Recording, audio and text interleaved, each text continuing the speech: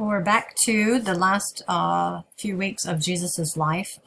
So if we were doing timelines, we would have two more timelines. We have one more unit test and then the last week of Jesus's life before his crucifixion and resurrection. Hopefully we'll finish that before the end of school. I guess we have close to 3 weeks now.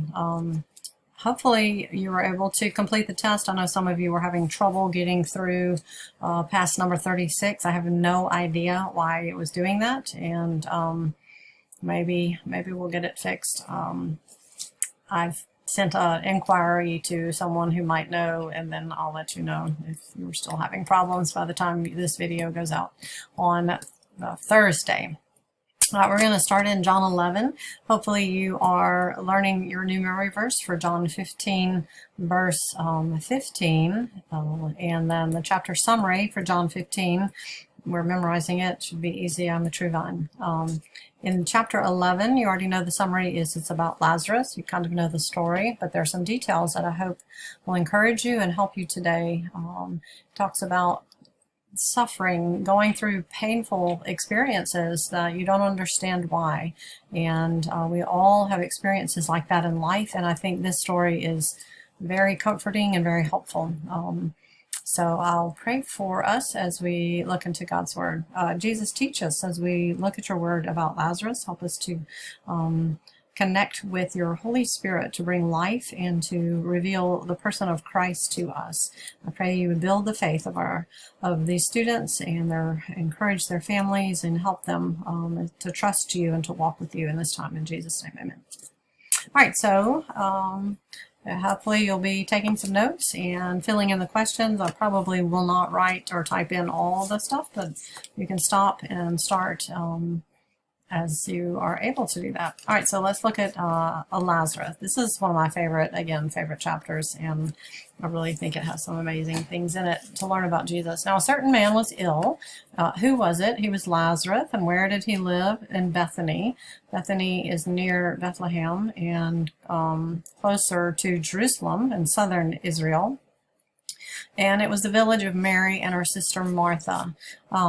If you think about your close circle of friends, people that you see often, maybe people that you are in their homes often, sharing meals or doing things together, spending time together, Jesus had close friends, family friends like that. They were a family, two sisters and a brother, and they spent a good bit of time with Jesus. And we know that they cared for each other, and we have several interactions with them. One of them, I don't think we covered it in our studies, was he was in their home teaching, and Martha was busy trying to fix supper, and Mary was sitting there listening to Jesus, not helping her, and Martha gets all mad and tells Jesus, tell her to help me.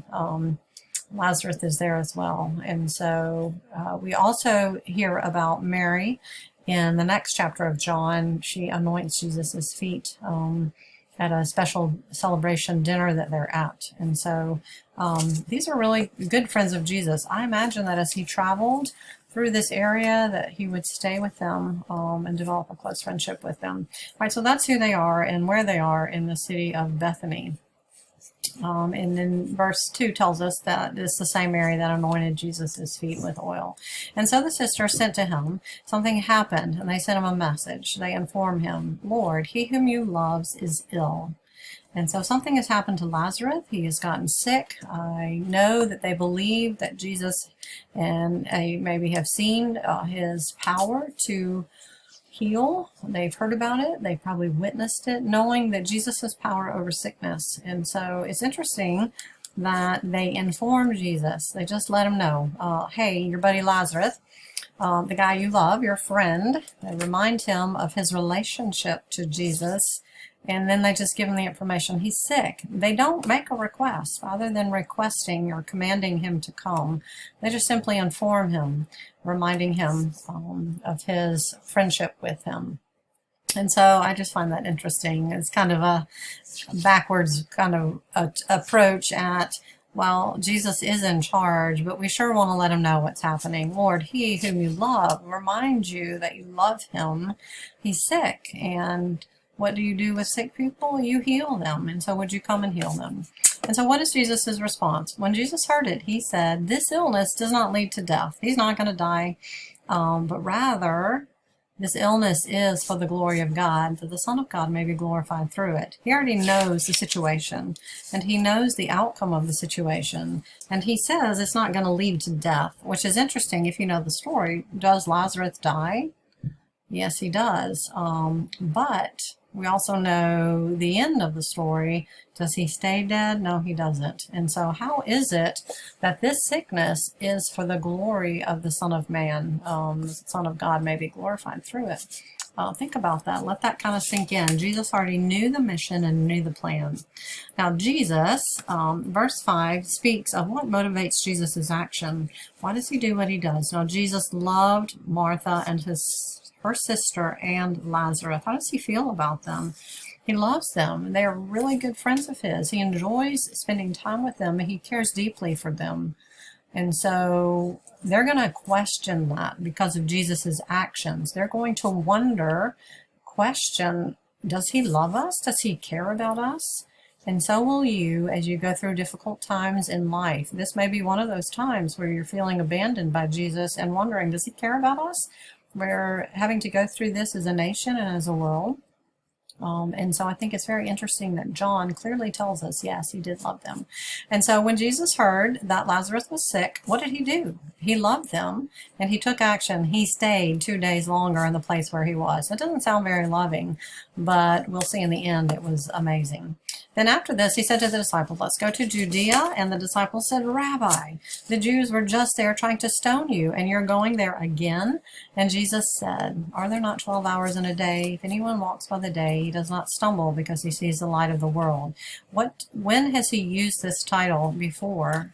In previous chapters in John 8, that he says, is that right? That he is the light of the world. If anyone walks at night, he stumbles because the light is not in him. And after saying these things, he tells them why he's going. Our friend Lazarus has fallen asleep, but I'm going to waken him.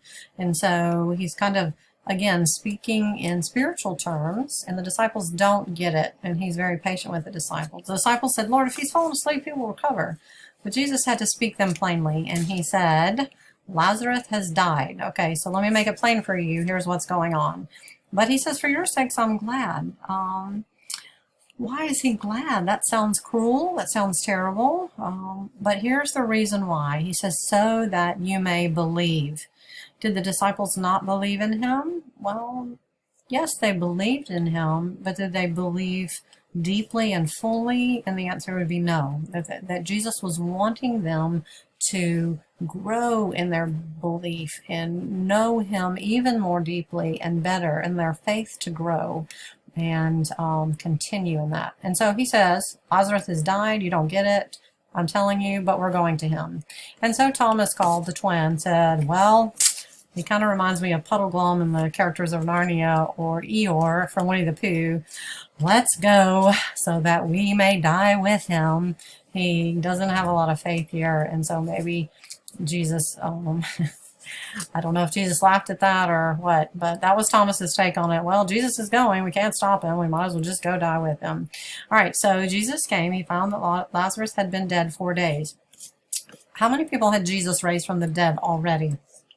The answer would be 3.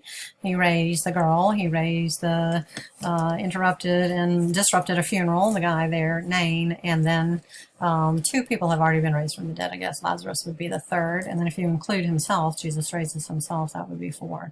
And so, but this person, Lazarus, has been dead the longest, and so being 4 days dead, he's dead, and most people would consider there's no coming back. Now, think about Mary and Martha's request. They knew that Jesus had the power to heal, that he could come and have healed him. Or he could speak the words from a distance. He didn't even have to come because he had been known to do that. Just say the word and Lazarus would have been healed. And so Jesus chose not to do either one of those. He comes at last, but it's too late because Lazarus has already died. Now Bethany was near Jerusalem, about 2 miles off, and many of the Jews had come to console, to be of comfort to Mary and Martha concerning their brothers. So when they heard that Jesus was coming, they went and met him, but Mary stayed at the house. Mary and Martha are two very different people. They respond differently, just like your siblings and your family. You're very different, and I love the way that Jesus responds to each one differently. All right, so verse 21, Martha says, Lord, if you had been here, my brother would not have died. What is she implying? I think she's saying, why didn't you come? If you had come, Lazarus would not have died. You could have prevented him from dying. Why didn't you come? And I don't think she's blaming him, but I feel like she's questioning, why? Why didn't you come? Don't you care? Why didn't you do what you did for other people? And so Jesus doesn't answer her question. He says to her, your brother will rise again. And Martha says, yes, Lord, I know he will rise again on the last day. But Jesus, instead of talking more about her brother, he turns her focus to himself, and he reveals who he is. He says, I am, another I am statement, I am the resurrection and the life. Whoever believes in me, though he dies, yet he shall live. This is a foreshadowing of what is going to happen to Lazarus, as well as what is going to happen to him. Everyone who lives and believes in me will never die. Now, that would probably be confusing to her, because Lazarus did believe, and he has died. So what is he talking about? He's talking about spiritual death. People are always confusing physical and spiritual. And so he wants her attention not to be focused on her brother, but on him. And he asks her, do you believe this? And she says, yes, Lord, I do believe that you are the Christ. And so he redirects her thinking, her focus, to trust him, to look to him, and to know him better. And so he kind of has this discussion with who he is with her, and drawing her to think about and trust him. Mary is very different. So Mary enters the scene. She goes in and she tells Mary, the teacher's here, he's calling for you. And so then Mary goes out. In verse 32, she falls at his feet. And what does she say to him? Lord, if you had been here, my brother would not have died. This is the exact same thing that Martha says. And it's as if they've been talking, why didn't Jesus come? If Jesus had come, Lazarus would not be dead. So you know they've had this discussion, and you know it's been hurtful to them. Why wouldn't he come? And so when Jesus saw her crying, she's very emotional. Martha's probably very logical and very task-oriented. Mary's very emotionally motivated and relational. Jesus saw her weeping, and he was deeply moved and greatly troubled, meaning his heart was grieved for her. And he says, where have you laid him? And so they say, we'll show you. And the shortest verse in the Bible is found in John chapter 11. Jesus wept. And this is he is overcome with sorrow and grief. And so Jesus doesn't have a conversation with Mary. He knows her heart, and he weeps with her. And so the Jews say, see how he loved him? Look at him crying. He really did care about them. And what do they ask? Could he not, he who have opened the eyes of blind man, they know his miracles, could not he have kept this man from dying? And so the people question his power and his love. What, did he not care for them? Was he not strong enough to take care of Lazarus? But Jesus has a plan. He's not impeded by people's unbelief. And so Jesus came to the tomb, and there was a stone there. And so he makes a request. What request does he make? Take away the stone. And Martha, the sister of the dead man, says, Lord, by this time, I like the King James Version, he stinketh. There will be an odor, for he has been dead 4 days. It's not going to be pretty.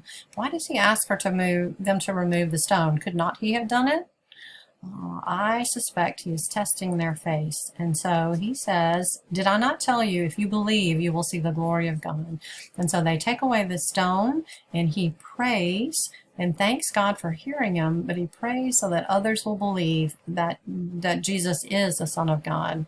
He calls Lazarus' name to come out, and the man who had died came out. And Jesus says, unbind him and let him go, that death will hold him no longer, that he is free.